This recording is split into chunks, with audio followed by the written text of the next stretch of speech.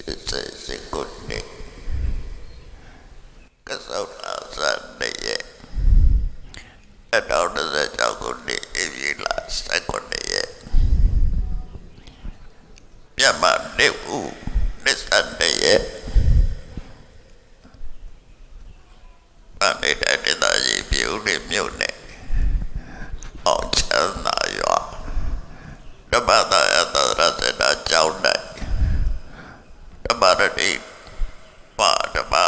ဓမ္မယုကျောင်းတော်အတွင်းစေကျမပြုလို့အပ်သည်မြန်မာနှစ်သစ်ကူးနှစ်ဆန်းတစ်ရက်နေ့ကာသမယ၌ဟောကြားအပ်သောပဋိကရတ္တသုတ်ဝိပဿနာတရားဒေသနာတော်ပဋိကရတ္တသုတ်ဆိုတာမြတ်စွာဘုရားခုနဝမြောက်ကာလတော့ကတကုပြရိယပြပြီးခုနဝမြောက်ဝါမှာတော်ရည်သာတက်ပြီးတက်ပြီးတော့အဘိဓမ္မာတရားဟောတယ်အဲ့ဒီအဘိဓမ္မာတရားဟောတာအများကတော့အဘိဓမ္မာတရားကို non-stop ဘယမနာဟောတယ်လို့ဟောကြတယ်ဒါပေမဲ့အဘိဓမ္မာတွေမဟုတ်ကတရားသုတ်တန်လည်းဟောတာရှိတယ်အဲ့ဒီပဋိကရတ္တသုတ်ကတာတွေကနတ်ပြပါရဲ့အစ္ဆတရားကြည့်ပြီးတော့အော်ရဒနတ်ပြပါနေတော့ငါဟောခဲ့တဲ့တရားပဲပဋိကရတ္တသုတ်လို့ခေါ်တယ်အဲ့ဒီသုတ်ကဝိပဿနာတရားသက်ဟောတဲ့တရားသုတ်ပဲသို့တော့ဝိပဿနာလုပ်ငန်းကိုအသေးစိတ်ဟောတာပေါ့ဝိပဿနာတရားအတုပ်ဖို့တိုက်တော်တဲ့အနေနဲ့ဟောတာလို့ဟောတယ်ဆိုတာပဋိကရတ္တသုတ်နဲ့ပတ်သက်ပြီးတော့ငါးသုတ်လောက်ရှိတယ်အဲ့ဒီငါးသုတ်မစ္စည်းမနိကေပါဝိဘေငါဝက်အဲ့ဒီမှာငါးသုတ်ပဋိကရတ္တသုတ်အနတ္တပဋိကရတ္တသုတ်လောမတကေငိယပဋိကရတ္တသုတ်မာကိစ္စယတပဋိကရတ္တသုတ်ဆိုပြီးတော့ပဋိကရတ္တသုတ်ဟောပြတာရှိတယ်လေးသုတ်တပါးအဲ့ဒါကိုဒီကနေ့တာယူပြီးတော့ကြည့်အောင်ပဋိကဆိုတာပတ္တဧကရတ္တပတ္တဧကရတ္တပတ္တဆိုတာကောင်းတာဧကရတ္တကတရားတာရှိတယ်ကောင်းတော့တရားတာလို့ဆိုလို့ရတယ်နော်ကောင်းတော့တရားရှိသူဝိပဿနာတရားအထုံးနဲ့ညစေကောင်းတော့ညပေါ့အဲ့ဘယ်တော့ကနေဦးတွေကတော့ပြောစရာကောင်းတဲ့ညကိုကွတ်တိုင်းလို့ပြောကြတာတဲ့တူတယ်မြတ်စွာဘုရားကအဲ့ဒါလို့ပြောတာတော့ဝိပဿနာတရားအထုံးပြီးတရားတာကျော်လို့ရဲ့အဲ့ဒီညကောင်းဆုံးညပဲဗတ္တဧကရတ္တကောင်းသောတရားရှိသူဆိုတဲ့အဓိပ္ပာယ်ကောင်းသောတရားတာရှိသူကပဲကိုဘယ်သူလဲလို့ဆိုရင်ဝိပဿနာတရားအထုတ်တဲ့ပုဂ္ဂိုလ်တို့ဒီလိုဆိုလို့ရတယ်နော်အဲ့တော့ကိုယ်ရဲ့ရွေးချယ်အပါဒီကနေ့တဲ့ဥက္ကလာတော့တော့ရစစ်စစ်ချက်ကိုနေရောက်လာတဲ့အခါဒီနေ့ကိုအကောင်းဆုံးနဲ့လို့ဖြစ်ပေါ်ရတဲ့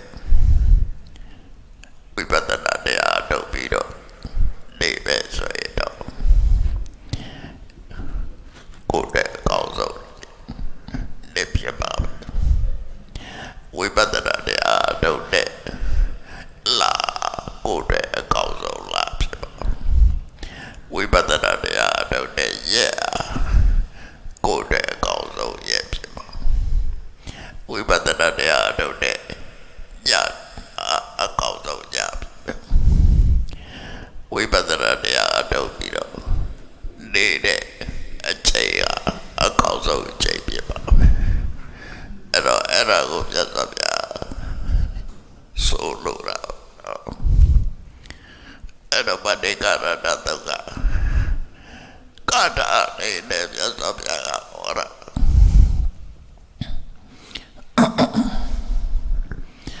ကာတာလေးနဲ့ဟောခဲ့တာဖြစ်တယ်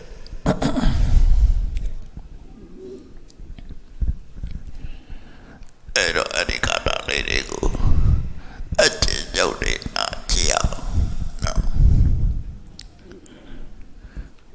ပထမဆုံးကာတာကအတိတံနာနောကပေယနပတိကိဉ္ကေအနာဂတံယတတိတံပေနန္တံအပတိသနာဂတံဒါပထမကာတာအတိတံနာနာကပေယဆိုတာအတိတ်ကအတွေ့အကြုံတွေကိုပြန်ပြီးတော့တဲ့တန်တာပတိနဲ့အတိတ်ကိုပြန်ပြီးတော့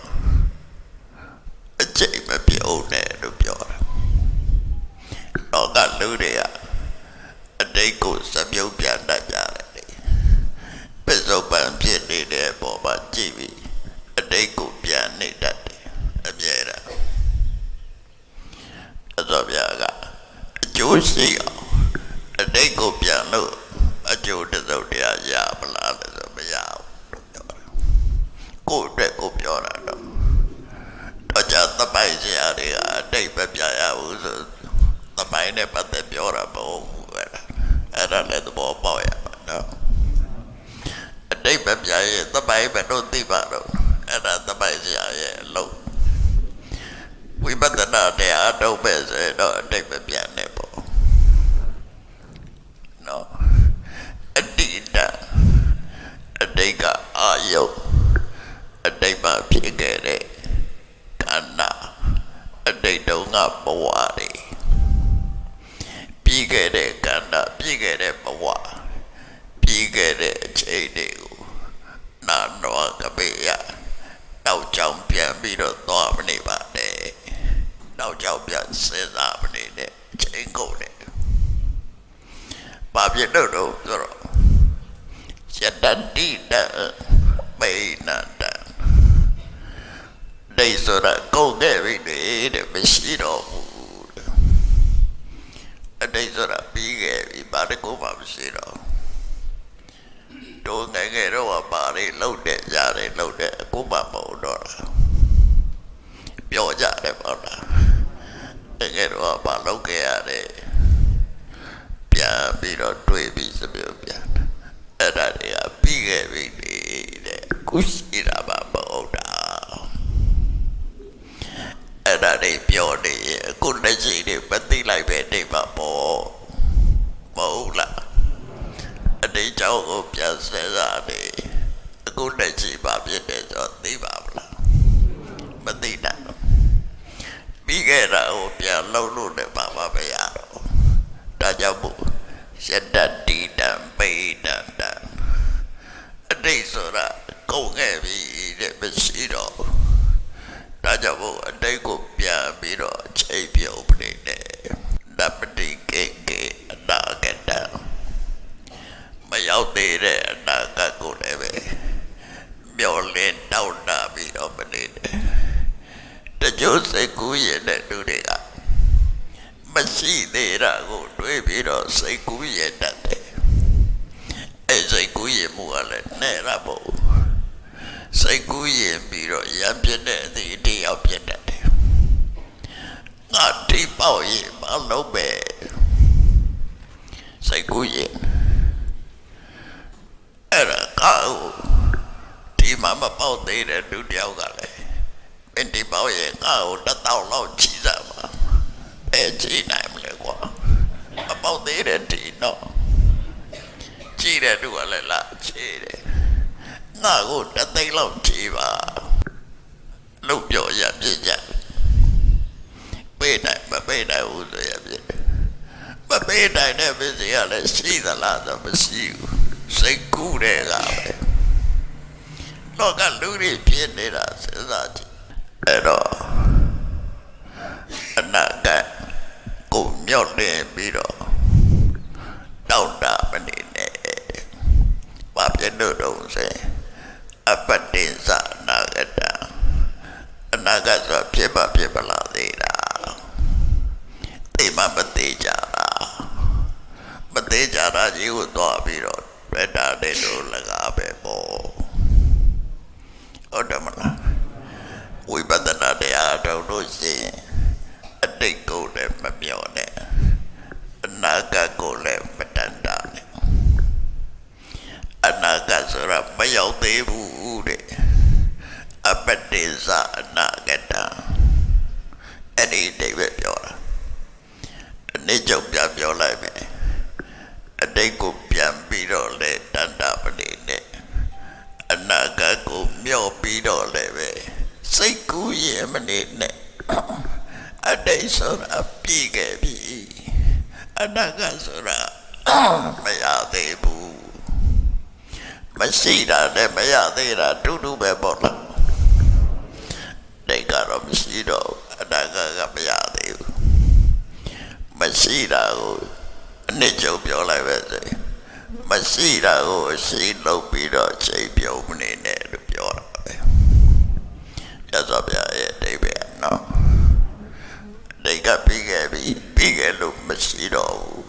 အနာဂတ်ဆိုတာမဖြစ်သေးဘူးမဖြစ်သေးလို့မရှိသေးဘူးအဲ့ဒါတွေအတွက်ချိန်မပြုံးနဲ့စုပ်ပြီးတော့မလုပ်ရမလဲပစ္စုပန်နေစာယောဓမ္မတတဝိပတ္တိအတံဣရံအတံကုပ္ပတံဝိတောပတုပြောပစ္စုပန်နာဓမ္မအခုလက်ရှိရတာတဲ့ဘဝလက်ရှိဖြစ်နေတဲ့ကတ္တလက်ရှိဖြစ်နေတဲ့ယုံနဲ့နာအဲ့ဒီတရားတွေကိုသာလေဖြစ်ကြိုက်သုံးဖို့ပဲနေရာမှာနေဖြစ်ကြိုက်ကလေးတွေကိုဝိပဿနာရှုပါလို့ပြောတာလက်ရှိတဲ့ပေါ်မှာဝိပဿနာရှုပါပစ္စုပန်နေစာယောဓမ္မဆိုလို့တဲ့အိဗယ်ကအတိတ်အနာဂတ်ကိုမမျော်လင့်မတောင်းတရဘူးဆိုရင်ဘာလို့ရမလဲပစ္စုပန်လက်ရှိကိုသေချာစဉ်းစားပါလို့ပြောတာနော်လက်ရှိဘဝကိုပဲစဉ်းကျင်သုံးသပ်ပါပတ္တနာတရားတော်မသုံးနိုင်ရင်ဘာဖြစ်တယ်လဲအတံဣရံအတံကုပ္ပံတဝိတောပတုပြု၏လက်ရှိပစ္စုပန်ဘဝကိုစဉ်းကျင်သုံးသပ်မှုမရှိလို့ရှိရင်တွေ့တာဘူးတွေကလာပြီးဆွဲသွားလိုက်ပဲ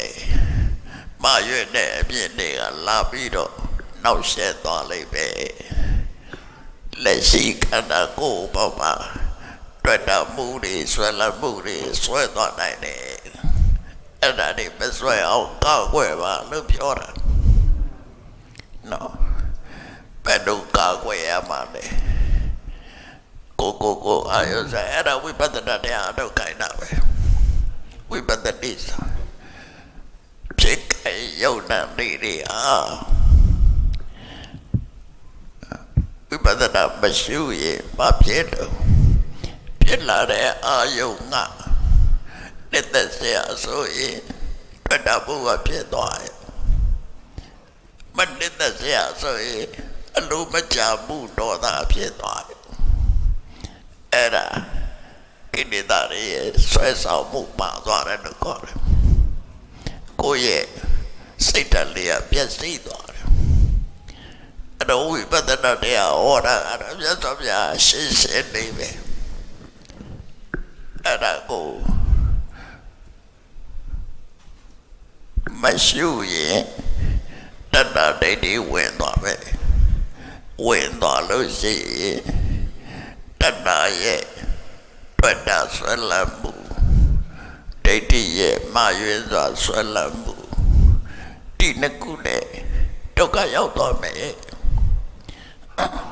အဲ့ဒီကိလေသာတွေဖြစ်ရင်နာကအကုသိုလ်ကတွေလိုက်လာဟုတ်ကဲ့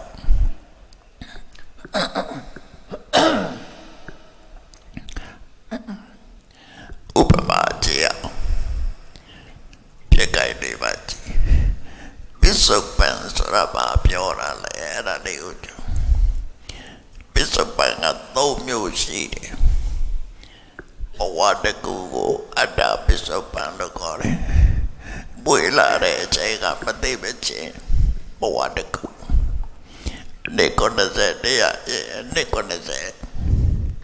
80တရား80 90တရားနေ90အဲ့ဒီဘဝတကူကိုအတ္တပစ္စုပန်လို့ခေါ်တယ်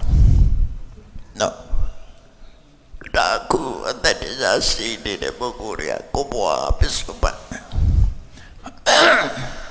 အဲ့ဒီပစ္စုပန်ကတကူနောက်တဲ့ပစ္စုပန်ကတန်တတိပစ္စုပန်တန်တတိပစ္စုပန်ဆိုတာဖြစ်စဉ်တကူမပြီးသေးတာအခုတရားနာနေကြတယ်တရားဟောနေကြတယ်ဒါဖြစ်စဉ်တကူပဲစနာရေးအတွင်းဒီဖြစ်စဉ်ကရှိနေစနာပြီးသွားပြီအဲ့ဒါကိုတန်တတိပစ္စုပန်လို့ခေါ်တယ်ကဏပစ္စုပန်ဆိုတာတော့ဖြစ်ကြိုက်ကလေးသူကြတော့ဒုဒုလေးဖြစ်ကြိုက်ကလေးစက္ကန့်ပိုင်းပဲပြည့်နေပိုင်းစက္ကန့်ဖြစ်ရင်ပြည့်လိုက်တဲ့ကြိုက်လေးအဲ့တော့ဝိပဿနာရှုတာတန်တတိပစ္စုပန်နဲ့ကဏပစ္စုပန်အဲ့ဒီတကူရှုကဏပစ္စုပန်ဆိုတာဖြစ်ကြိုက်ကို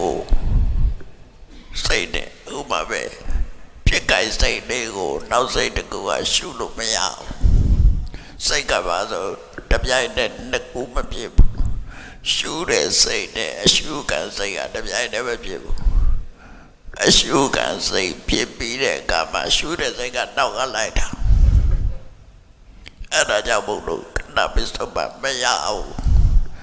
ရုပ်ကြတော့ရနိုင်တယ်ရုပ်ဖြစ်တဲ့အကိုက်ကလေးကိုအတိစိတ်ကလိုက်ရုပ်ကိုရှုလို့ရနတ်ကြကြတော့ရှုလို့မရဘူးဘာကြောင့်ရှုမရတာဥပမာပေးနေရှိတယ်ကိုယ်လက်ညှိုးလေးတစ်ကြောင်တောင်းတာအဲ့ဒီတောင်းတာတဲ့လက်ညှိုးရဲ့အဖျားကိုအဲ့ဒီလက်ညှိုးနဲ့ကိုင်လို့ရမှာအဲ့ဒါစိတ်ကိုစိတ်နဲ့ရှုလို့မရဘူးဆိုတာကိုပစ္စုပန်ကိုင်လို့မရဘူးဆိုတာပြောတဲ့ဥပမာပဲကိုယ်လက်ညှိုးပြားကိုဒီလက်ညှိုးပြားနဲ့ပြန်ကိုင်လို့မရဘူးပြန်တီးလို့မရဘူးရုပ်ကြတော့ရတယ်လို့ပြောလို့ရတယ်ဖြစ်ကြိုက်ဆုံးခြင်းဆုံးလို့ရတယ်အဲ့တော့ဖြစ်ကြိုက်လို့ဆိုဒီမှာတန်တတိပစ္စုပန်ကိုပြောတယ်လို့မှတ်ရမယ်တော်များများမပြီးသေးတဲ့အချိန်မှာဖြစ်နေတာရှေ့ကဖြစ်သွားတာနောက်ကလိုက်သိနေတာအဲ့ဒါဟုတ်တယ်ပစ္စုပန်လို့ခေါ်တယ်အဲ့ဒီပစ္စုပန်ဖြစ်နေတဲ့အခိုက်ပါရှိတယ်ရုပ်တရားနတ်တရားတွေကိုဝိပဿနာရှုပါဝိပဿနာရှုတော့ဘယ်လိုရှုမလဲနမူနာတကူကြည့်အောင်ကိုမမျက်စိရှိနေတယ်လူကလည်းမျက်စိဖွင့်တာတယ် အစင်အာယုတကူကလည်းမျက်စိမှာပေါ်လာတယ်မျက်စိနဲ့အစင်အာယုစုံသွားတယ်စုံလိုက်တဲ့အချိန်လေးစကူဝိညာဉ်စိတ်လေးဖြစ်လာမြင့်သည့်စိတ်လေးဖြစ်လာအဲ့ဒီသုံးမျိုးပေါင်းပြီးတော့အာယုနဲ့ထိတွေ့မှုပတ်သက်စိတ်ကစားမှုဝေဒနာဒါဖြစ်လာစတိုက်ဖြစ်လာနော်အဲ့ဒါလေးတွေကိုကြည့်ပြီးတော့ရှုပါဒါကမျက်စိနဲ့ဖွင့်ကြည့်တဲ့အခါကိုပြောတာနာကောင်းတဲ့ဘေးကသမလနေကြတယ်နာနဲ့အတန်းဆုပ်လိုက်တဲ့အခါဇာတိစိတ်တွေပေါ်လာတယ်အဲ့ဒါလေးကိုတတိတာနှကောင်းကအနံ့ရတယ်အနံ့ကနှကောင်းနဲ့တီးလာတယ်နတ်သိစိတ်တွေပေါ်လာတယ်ဖြစ်လာတာလေးကိုတတိတာလျာရှိတယ်လျာကအရာသာပေါ်တယ်ယသိစိတ်တွေပေါ်လာတယ်အဲ့တော့ကိုတတိတာကန္နာကိုကထိနေတာကိုကြည့်လိုက်တယ်မာတယ်ပြောတယ်ပူတယ်အေးတယ်ထိတဲ့နေရာနဲ့တပည့်တတိပြုတ်လိုက်ရင်ထိသိစိတ်ဖြစ်လာတယ်အဲ့လိုဖြစ်နေတာပဲအဲ့ဒါတွေမသိလိုက်တာပဲရှိတယ်ဖြစ်နေတာပဲမြဲတာအဲ့တော့ကပ္ပတန်တိုင်နေတဲ့တွေ့ကြတော့မျက်စိကလည်းမိတ်တာတယ်နာကလည်းကိပဆိုင်တော့နှကောင်းကလည်းကိပဆိုင်ရှားကလည်းစားနေတာမဟုတ်တော့ခန္ဓာကိုယ်ထိနေတာရှိတယ်နော်အာယုတကူတော့ကိုယ်လာထိတာရှိနိုင်တယ်စိတ်ကူးတယ်မပေါ်လာတဲ့အယုတ်လည်းရှိနိုင်တယ်အဲ့ဒီပါလည်းပဲကိုယ့်ရဲ့မနာဆိုတဲ့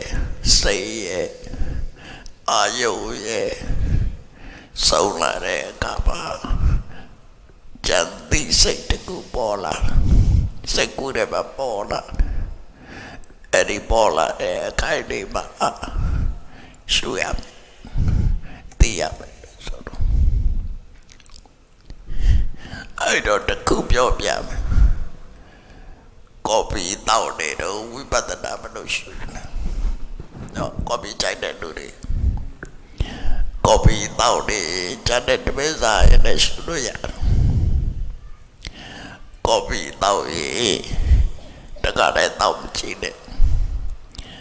ကော်ပီကွက်ကလေးကော်ပီတော့တောက်တဲ့ဆိုရင်ကော်ပီကွက်လာချပေးပြီးပြုတ်ပြီးတော့သပွဲပေါ်ရောက်နေပဲစိတ်ပြက်လာမျက်စိကကော်ပီပကံကိုမြင်မိမောလားအဲ့တော့မျက်စိရဲ့ကော်ပီပကံဆိုတဲ့စိတ်ရဲ့မြင့်သိစိတ်ရဲ့ဖြစ်သွားတယ်မတော့ရသေးဘူးပြီးတဲ့အခါကျတော့ကော်ပီပကံလေးကိုမှားပြီးတော့ပဇာနာတိတ်လိုက်တဲ့အခါကျတော့ကော်ပီနံလေးကနှကောင်းတဲ့ဝက်သွားတယ်ဘသူကစားပြတော့အနံကရဲ့နှကောင်းတဲ့ရောက်တယ်အဲ့တော့အနံကကာဏပတာအနံနဲ့မှဝင်တဲ့နေရာကကာဏပတာအနံကကာဏယုတ်နှကောင်းတဲ့အနံနဲ့စုပ်လိုက်တဲ့အခါမှာကော်ပီနံကိုတီးတဲ့စိတ်တွေပေါ်လာအဲ့ဒီပေါ်လာပြီးတဲ့အခါအတွေ့အကြုံရကော်ပီနံလေးကသင်းလိုက်တာဖြစ်တာလောဘလေးဝင်လာကောက်တော့အနံနဲ့တည်းပဲလောဘဖြစ်သွားလောဘဝင်လာတော့တိတာနော်အဲ့ဒီအချိန်မှာမတော့ရသေးဘူးအနတ်မဲ့ရသေးတယ်အဲ့ဒီအချိန်မှာတစုံဖြစ်သွားပြီကာဏဝိညာဉ်စိတ်ဖြစ်ပြီးတော့အနတ်နဲ့ပတ်သက်တာဖြစ်သွား ပြီးတဲ့အခါကျတော့တောက်လိုက်တဲ့အခါကျတော့ရှားပေါ်ရောက်သွားတယ်ရှားပေါ်ရင်မရောက်ခင်လေးပါအပြစ်တော့ကော်ပီကပူတယ်ကော်ပီကအေးတယ်မလားလားအနံ့ရပြီကပူအေးကိုသိတဲ့စိတ်ပေါ်ကော်ပီကအေးတယ်ပြီကော်ပီကပူလိုက်တာအဲ့ဒါကြတော့ပူရအေးတာသိတာကြတော့ထိသိစိတ်ကာယပတ္တရာရဲ့ဘုဒ္ဓဘာယုရဲ့ထိသိစိတ်အဲ့ဒါတွဲပြလာပြီးတော့မှတောက်လိုက်တဲ့အခါကျတော့ကားရဲကျိုးရဲစိတ်နဲ့ဆိုတာသိတယ်အဲ့ဒါကြတော့စီဝပတ္တရာနဲ့ရတယုအဲ့တော့ဘယ်နဲ့တွဲဖြစ်သွားတော့စာတော့တာကကြည့်ပဲဆိုရင်ကာဏပတ္တရာကာဏယုကာဏဝိညာဉ်စိတ်နော်ကာယပတ္တရာဘုဒ္ဓဘာယုကာယဝိညာဉ်စိတ်ပြီးဆိုမှစီဝပတ္တရာရတယုစီဝဝိညာဉ်စိတ်ဖြစ်တယ်စိတ်ကြောင့်ကိုပြတ်တတ်သွားပြီအဲ့ဒါတွေအကုန်သိအောင်ရုပ်ဆိုင်ကြည့်လိုက်အဲ့ဒါဝိပဿနာကောပီဖြစ်တော့ဝိပဿနာတရားဆိုဘယ်တရားမဆိုအထောက်လို့ရတတိနဲ့ပညာအဓိကပဲတတိဓာတ်တွေဘို့ပဲပြည့်ပြည့်နဲ့လုပ်ပြီးတော့သိသွားတယ်သိသွားလိုက်တဲ့အခါကျတော့ကြည့်ပထမဆုံးဖြစ်တာကအနံ့ကိုသိတဲ့ခန္ဓာဝိညာဉ်စိတ်ဖြစ်ပြီးပြတ်သွားဒုတိယသိတာတော့အပူအေးကိုသိတယ်ကာယဝိညာဉ်စိတ်ဖြစ်ပြီးပြတ်သွားပြီတတိယသိတာကြတော့အရာသာကိုသိတယ်စိဝဝိညာဉ်စိတ်ဖြစ်ပြီးပြတ်သွားပြီစိတ်ပေါဝိတိစိတ်ပေါနော်ကာဏဝိညာဏဝိတိစိဝဝိညာဏဝိတိကာယဝိညာဏဝိတိစိဝဝိညာဏဝိတိသောဝိတိတဲ့ဆိုဖြစ်သွားတယ်အဲ့ဒီနောက်မှာစိတ်ကလိုက်တာတွေရှိသေးတယ်မတော်တော့တာဒါပိစ္ဆတော်တာကိုပြောတာအဲ့တော့ကောပီတောက်နေတဲ့အတွက်ပါနေပဲစိတ်ပေါင်းမြောင်များစွာဖြစ်ပြီးပြတ်သွားတယ်ဒါတမဝဖြစ်စေကိုပြောတာကိုသိလိုက်လားမသိလိုက်ဘူးနော်အဲ့ဒီမှာဒီလိုမစင်ရင်ဘာဖြစ်လာလဲနော်ကောပီဘက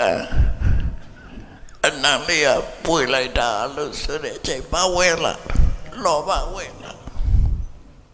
အဲ့ဘာလောဘကိလေသာဖြစ်သွားပြီအဲ့ဒါမဖြစ်အောင်ဒါတော့ဝိပဿနာကိုမကြိုက်တဲ့အနံ့ကြီးဆိုရင်ဒေါသဖြစ်အဲ့ဒါမဖြစ်အောင်ဒါတော့ဝိပဿနာကောပီကြီးကပူလိုက်တာရှာကိုကျက်သွားတာပဲကောပီကြီးကလည်းအေးနေပြီဘယ်တော့ကဖြောတာမှမသိဘူးကိုမကြိုက်တာကောပီလေးကတော့ပဲကြိုက်တဲ့အခါကျတော့အဲ့ဒီမှာလည်းပဲလောဘဒေါသဖြစ်တော့ကောပီကချူချူလေးကြိုက်တယ်ပြောတာလိုက်တာသိက္ခာနေတော့ကောပီကြီးကလည်းခါလိုက်တာဒေါသဖြစ်သွားတယ်ကောပီလေးကစိတ်လေးခေါင်းလိုက်တာလောဘဖြစ်သွားပြန်အဲ့ဒါမဖြစ်အောင်ဝိပဿနာတရားတော်တာဒီနေမှာမဖြစ်ပါautomatic ကိုဖြစ်သွားတာတော့အဲ့တော့အဲ့ဒီနေရာလေးပါဝိပဿနာရှုရပါကအနန္တပတ်သက်လာလို့ရှိရင်နှကောင်းကလည်းကောင်းတယ်အနန္တကလည်းရှိတယ်အဲ့ဒီနှစ်ခုစုံလို့တိတိစိတ်နန္တိစိတ်ဖြစ်တာအဲ့တော့နှကောင်းရဲ့အနန္တရဲ့ကအကြောင်းတရားစိတ်တွေကကျိုးတရားနော်ဒီသူ့ဘာသူဖြစ်လာတာမဟုတ်ဘူး အနံ့ရဲ့နှာခေါင်းကောင်းတာရဲ့ပေါက်မိတဲ့အခါကျတော့အနံ့ရတဲ့စိတ်တွေဖြစ်လာတို့တူပဲရှာကကောင်းတဲ့အရာသာသိတယ်တရားသိစိတ်ဖြစ်တာကတ္တကိုပတ္တရာယုတ်ကကောင်းတယ်ထိတွေ့မှုကရှိတယ်အဲ့ဒါကြောင့်ကာဝိညာဉ်စိတ်ဖြစ်တယ်သူ့ကြောင့်လည်းသူဖြစ်တာအဲ့တော့ဝိပဿနာတရားတော့မလုပ်အောင်နော်သုံးမျိုးတည်းပဲကြည့်ပါဦးနှကောင်းဆိုတာကာယပတ္တရာဆိုတာကံကြောင့်ဖြစ်တဲ့ယုတ်တို့ကံကြောင့်ဖြစ်တဲ့ယုတ်ကလည်းမပြဲဘူးပြစ်ပြီးပြတ်သွားတယ်ဝင်လာတဲ့ကတ္တယုတ်ဆိုတာအကြောင်းလေးပါကြောင့်ဖြစ်တာအဲ့ဒီအနံ့လည်းပဲမမြဲဘူးမမြဲတဲ့ကတ္တပတ္တရာနဲ့မမြဲတဲ့ကတ္တယုတ်ဒီနှစ်ခုကြောင့်ဖြစ်ပေါ်လာတဲ့နန္တိစိတ်ဘယ်လိုလုပ်မြဲမလဲစဉ်းစားရမှာပြောတာနော်ဒီစိတ်ကအကြောင်းတရားကမမြဲရင်အကျိုးတရားလည်းမမြဲဘူးမမြဲတာကိုအကြောင်းပြုပြီးတော့ဖြစ်လာတဲ့စိတ်အားဘယ်မှာမြဲဥပမာပဲအမေဖေကသိတတ်တယ်သိတဲ့အမေဖေကပွေးတာတဲ့သာသမီမသိတာပဲရှိမလဲအဲ့ဒါကိုမြတ်စွာဘုရားအဒိစ္စသဗ္ဗုတ္တကုတောဒိစ္စဘဝေတတိအနိစ္စဖြစ်တဲ့အကြောင်းတရားကြောင့်ဖြစ်လာတဲ့အရာဝတ္ထုသည်ဘယ်မှာဒိစ္စဖြစ်ပါမလဲအဲ့ဒါဝိပဿနာဉာဏ်စိတ်နဲ့တော့တရားနော်ဩရတဲ့အမေရပွေတိုင်းကိုလည်းဩပါပဲနာရတဲ့အမေရပွေတိုင်းကိုလည်းနာသေတတ်တဲ့အမေရပွေသေးအဲ့တော့မပြဲတဲ့အကြောင်းတရားကိုဆွဲပြီးဖြစ်လာတဲ့အရာဝတ္ထုသည်ဘယ်ပါလိမ့်မြဲပါနဲ့အဲ့ဒီလိုအသိပညာနဲ့ဆင်ញနိုင်ရင်တော့ကစားမွေးလာတော့နားလေတော့တဘာဝနားလေအဲ့ဒါကိုပြောတာပစ္စုပန်ဆက်ဆက်ပစ္စုပန်တရားပေါ်မှာဝိပဿနာရှုပါနော်မြင်ကြိုက်ပေါ်မှာဖြစ်တဲ့အကိုကြည့်ပါကြားရင်ကြားတဲ့အကြောင်းအရာနဲ့ပတ်သက်ပြီးကြည့်ပါအနံ့ရရဲ့အနံ့ရတဲ့ပေါ်မှာကြည့်ပါအရာသာပေါ်ရဲ့အရာသာပေါ်တဲ့ပေါ်မှာကြည့်ပါတီဆွေတီတဲ့ပေါ်မှာကြည့်ပါစိတ်ကူးရင်စိတ်ကူးချစိတ်တဲ့ဘယ်မှမလုပ်အလုံးသိနေအောင်ကြိုးစားပါကြိုးစားလိုက်လို့ရှိရင်ဘာဖြစ်သွားကြိုက်တယ်မကြိုက်ဘူးအနုရောဓဝိရောဓကြိုက်တယ်ဆိုတာအနုရောဓလောဘမကြိုက်ဘူးဆိုတာဝိရောဓစัจ jin နဲ့တော့သာအဲ့ဒါကိုပြောတာမာတတိပရဏသုံးပါဝိတေယလောကေအဘိဇာတော်မတ္တကပ္ပတာရှုတယ်ဆိုတာရှုနေတဲ့အာယုံပေါ်မှာလောဘလည်းမဖြစ်စေနဲ့ဒေါသလည်းမဖြစ်စေနိဝရဏတရားနှစ်ခုမဖြစ်အောင်ပြောတာနော်အဘိဇာဆိုတာကာမိသနာနိဝရဏတော်မတ္တဆိုတာပြဘာနာနိဝရဏအဲ့ဒီနှစ်ခုမဖြစ်အောင်ဇာနာရတဲ့ပါနိဝရဏတရားကိုဖယ်တာပဲအဲ့ဒါဖြစ်ရင်နိဝရဏတရားတွေရောက်လာပြီးစိတ်ကိုပြောညံ့သွားစေတယ်အတိအကျကိုတုံးတိုင်းသွားစေတယ်အဲ့ဒါကြောင့်မို့ဝိပဿနာရှုတာအဘိဇာနဲ့ပြပါတာတကူတာတာလောဘကိုတာတာအဲ့တော့ကိုယ်ကိုတော့ရမှာဟုတ်တယ်မလားလုပ်ဖို့ပဲလို့တာပါဠိညာတိတွေရှောက်စေစားနေတယ်မြတ်စွာဘုရားကြိုက်တာအဲ့ဒါလူဆိုတာကတဲ့သူ နီးရမှန်နဲ့ငါတီးရမှန်နဲ့ညင်ညင်နဲ့ကိုအားကိုပဲဥစားပေးခြင်းသူများကြတော့အပြစ်ရှာအဲ့ဒါကိုလုံးမဟုတ်ကိုလိုရမယ်လို့ကိုသိနေတဲ့တရားဟုတ်လားပေါ့အပဲကြည့်ရကိုကိုရဲဘိစက်ကလက်တွေ့မြင်သိနိုင်တယ်အဲ့ဒါလို့ရှုပါဘိစုပ္ပန္နိစာယောဓမ္မဆိုလို့တဲ့တဲ့အတိတ်ကိုလည်းမမျောလင်းနဲ့နာဂတ်ကိုလည်းမတတ်တတ်နဲ့ဆိုရင်မလုပ်ရမလဲပစ္စုပန်ဓမ္မကိုရှုပါဒါမြတ်စွာဘုရားရဲ့အဘောနော်ရှုပါဘယ်တိုင်းတာဒီရှုရမလဲတဏှာလောဘရဲ့ဆွဲဆောင်သွားမှုတော့မလိုက်နိုင်အောင်ရှုပါတဏှာလောဘကြောင့်ပျက်စီးမသွားအောင်ရှုပါအတ္တဟိရာဆိုတာတဏှာဆွဲတဲ့နောက်ပါသွားတယ်ကော်ပီလေးကမွေးလိုက်တာဆိုတဏှာဆွဲတဲ့နောက်ပါသွားတယ်ကော်ပီရတာလေးကစိတ်လိုက်တာတဏှာဆွဲတဲ့နောက်ပါသွားတယ်ကော်ပီကြီးကကားလိုက်တာဒေါသဆွဲတဲ့နောက်ပါသွားတယ်အဲ့ဒါလို့မပါအောင်လုပ်ပါလို့ပြောတာအတ္တဟိရတဏှာရဲ့ဆွဲဆောင်မှုကိုမခံရအောင်အတ္တကုပ္ပံတဏှာကြောင့်ပျက်စီးမသွားရအောင်တန်တုဝိပဿနာဉာဏ်လေးကိုဝိတွာအသိပညာရှိတဲ့ပုဂ္ဂိုလ်အနုပြုရဲ့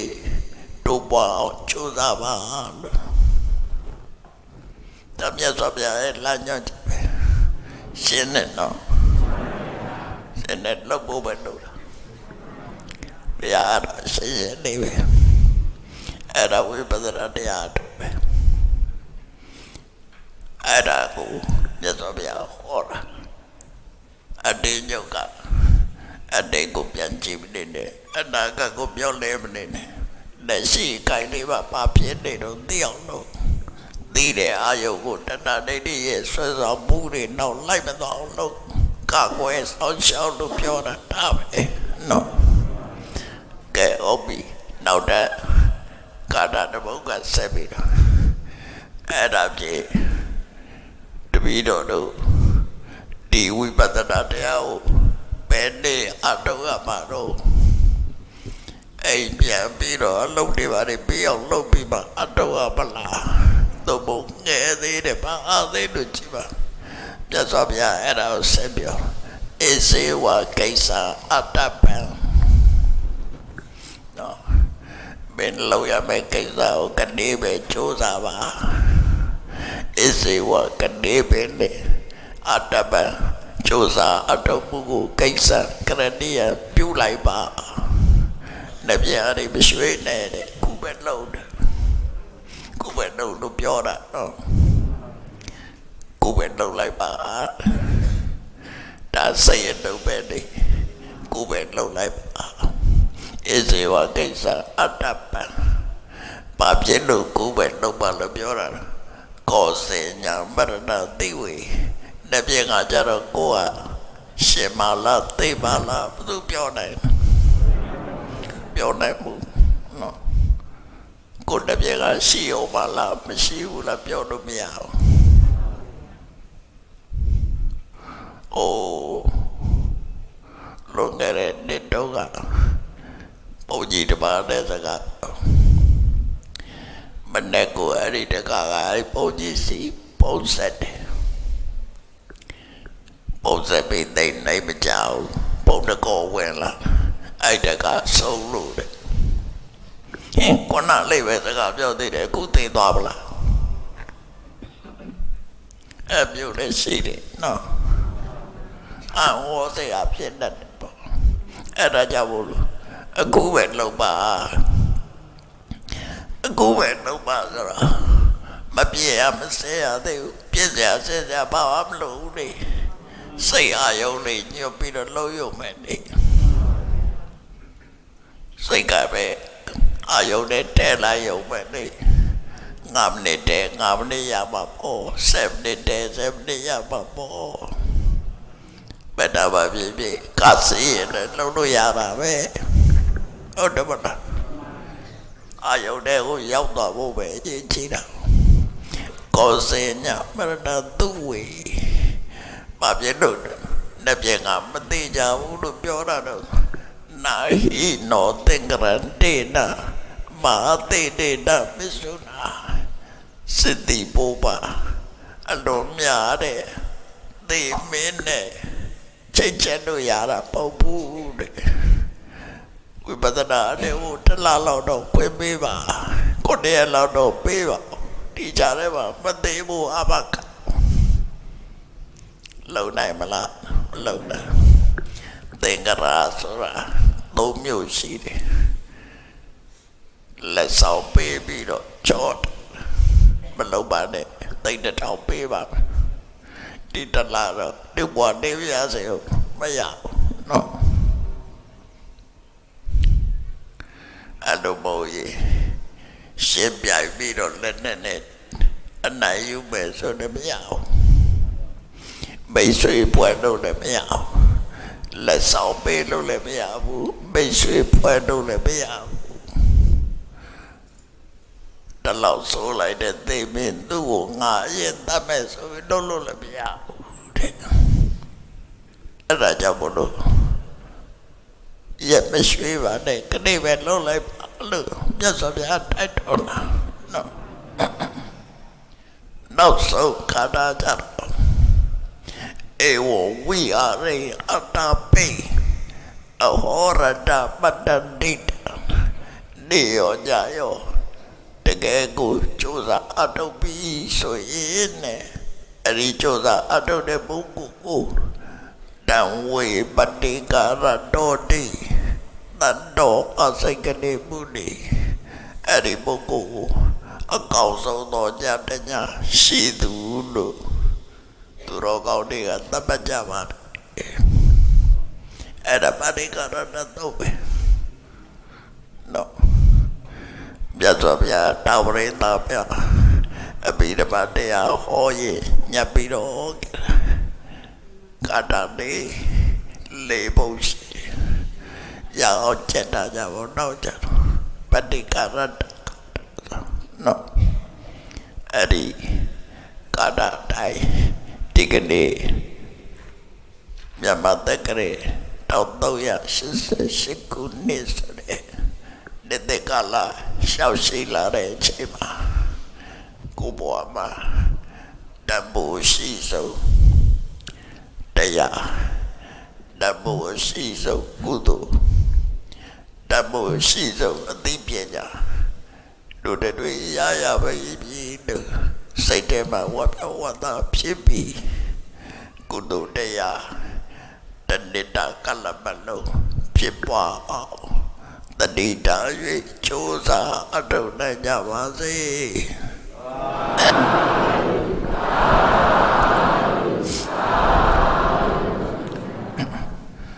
မေတ္တာတတ္တဝါအစွာဘေးရန်กว่าချမ်းသာကြပါစေတတ္တဝါများစွာ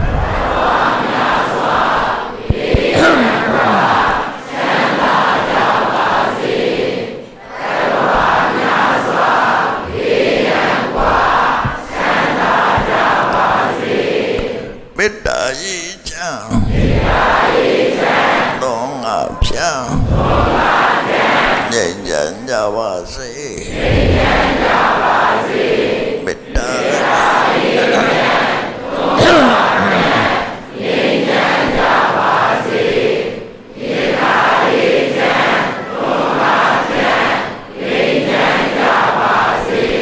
သက်ရှိချမ်းသာစိတ်ချမ်းသာတို့ရဆန္ဒပြည့်ပါစေသက်ရှိချမ်းသာစိတ်ချမ်းသာ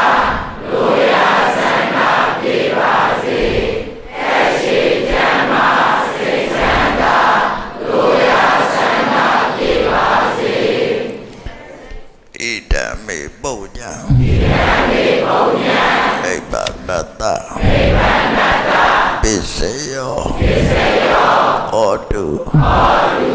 ရှင်ဘုရားယနေ့ယခုအတုပြုလို့ရသောတရဏဂုံသီလကိုသောတ္တိယသော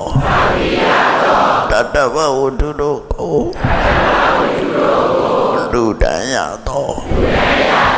တရားဓမ္မကိုနာယူ၍ဝိပဿနာတရားကိုအတုရသောဒါနကောင်းမှု